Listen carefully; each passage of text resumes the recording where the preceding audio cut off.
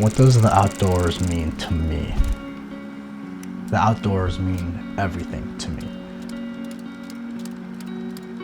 I owe it everything. It's taught me how to slow things down, how to slow life down. It's taught me how to be where my feet are and show me what really matters. Because when you're in the outdoors, what you're doing, where you are, and who you're with is the most important thing. Being able to have those types of moments, especially in today's day and age where everything is so fast-paced, it's such a luxury. And for me to be able to live that way and share that with the people that I love, I mean, that's so invaluable. I owe it all to the outdoors for me to be able to have those experiences and to be able to live a great story.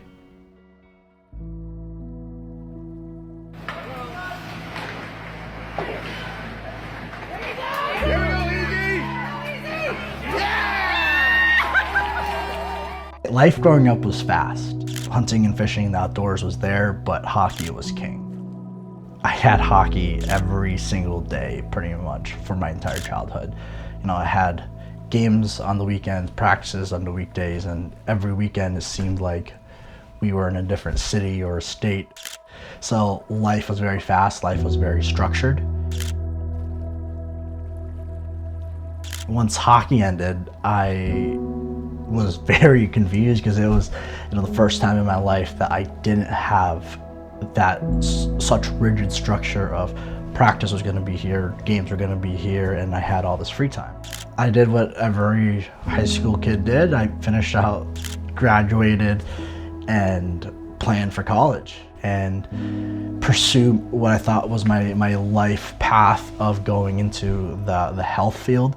Off we went, moved in fall of 2019, and just had like the best time, you know, freshman year, that freshman fall.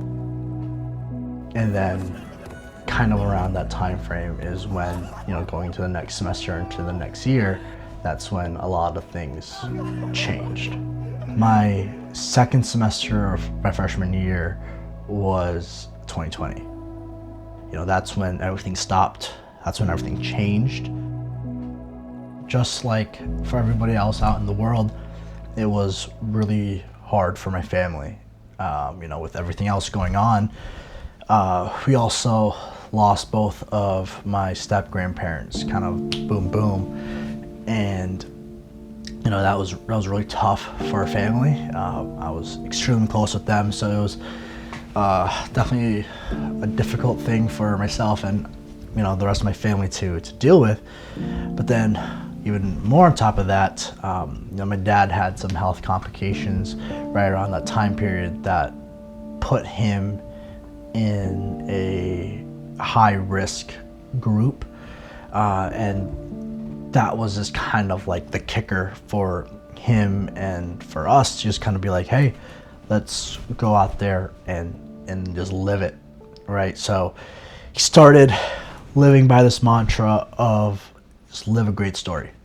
You know, live the coolest, best life that you can possibly live, and go see and do all the things you could possibly do. And that's what we did. We were like, hey, let's go buy this RV and take it everywhere we want to go and just do it. So we filled up this Class C RV and fished all throughout South Dakota, fished all the way out through the Montana, Wyoming, Idaho, that entire area, and then trucked it back to some of his home waters out in Western PA. I limited out. And we just lived it, and we just did it because we just didn't know what life was gonna be. It was so uncertain. We didn't know, you know, what tomorrow or the next day was gonna be, but we knew that at that moment we were fishing and that we were hanging out, having the best time of our lives. So I was in that RV. I was doing my second semester online classes in a RV or on a fishing stream, and just having the time of our lives because that's all we could do at that point.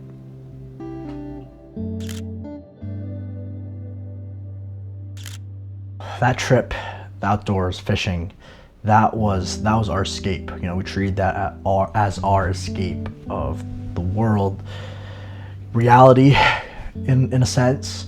And that's when I started realizing that, you know, time is a thing that we all have, but it's something that none of us own. And once that kind of clicked for me, that's when I started really taking in those moments and living in it and appreciating it, because like I said, you know, we don't get any of these moments back, and it's a true blessing to be in that moment and live in that moment. Because of that realization, that's when I picked up the camera and started filming everything. With my dad, I didn't know what the future was gonna look like, so I was kind of doing it for us to have and to be able to look back at and watch and laugh at some of the dumbest things that happened to us. And then that's kind of when everything even further changed in my life, because what I thought I was so certain in wanting to be a chiropractor and go down that route changed. You know, that's when I realized that telling these stories and doing these things was what I truly wanted to do. You know, tell the story of X to Y people was my passion now. You know, without the outdoors, I would have never been able to make that realization and make that change in my life. And, you know, I owe that to the outdoors. I think you're gonna remember this one pretty well. No, 85 and sunny. And rained on. It's supposed to be 85 and sunny. It's supposed to be 85 and sunny. And then you can see how this is going. This is, look at, these aren't small pieces of hail either. That's serious. Times. Oh. Fun. So much fun. 85 and sunny. Oh my God. Never trusted another forecast in Black Hills a day again.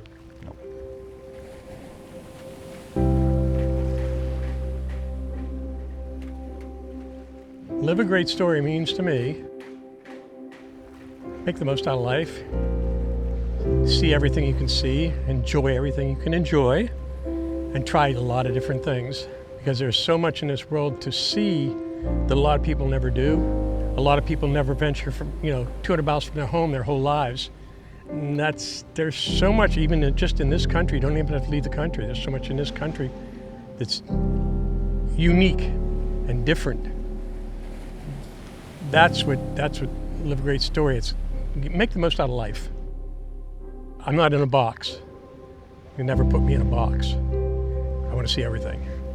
Until I went into service, I'd never been anywhere except family trips to Canada from Pennsylvania, which was nice, but got to see Canada. But once I hit the service, then that's when you start seeing the world and realize that there's so much more out there that you could spend your whole life looking and never see everything. So you make that a goal. Make that your goal, is to see as much as you can.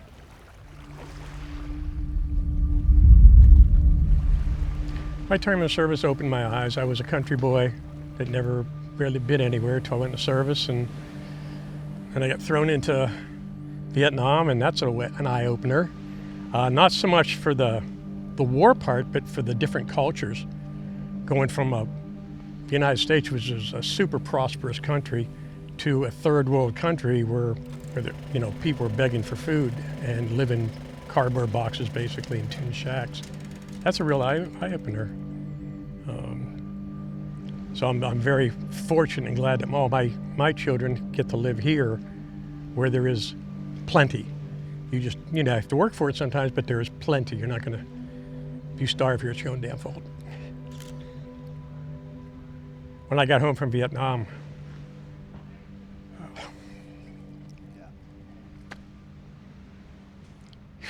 Okay. You're okay. No, I'm not. Need a minute? Yeah.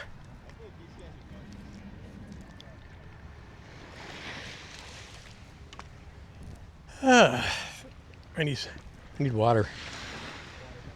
No, I need water.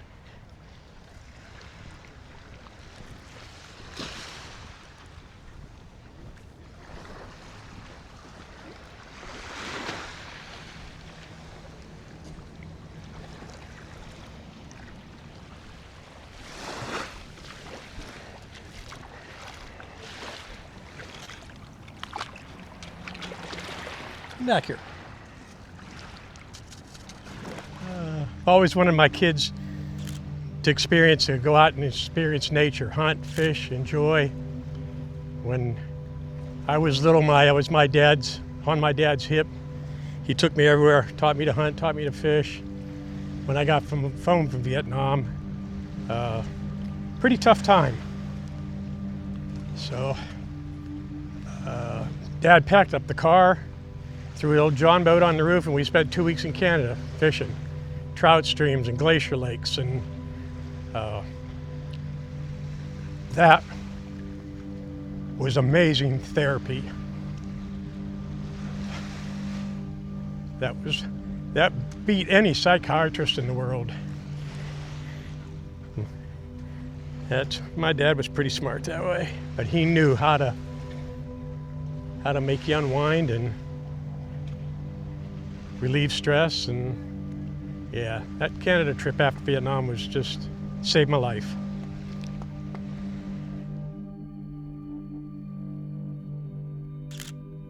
Before the heart issue, I was healthy. I was having a good time. I was retired, enjoying life. I was valeting at the hospital for something to do. And then I just couldn't walk. I'd run out of breath real quick. Thought it was my lungs because Pap had such a history of lung problems. So the doctors checked me for everything. My doctors are very thorough at the VA. I love the VA. But checked me for everything, said, well, everything looks fine. I'm gonna send you the heart doctor. Sent me to the heart doctor. A couple of days later, heart doctor snatched me, wouldn't even let me go home, threw me in the hospital, said, you're going surgery. Shipped my butt up to Minneapolis, cracked me open. I had a aortic valve replaced. They used pig skin instead of mechanical, which is good, and 2 bypasses.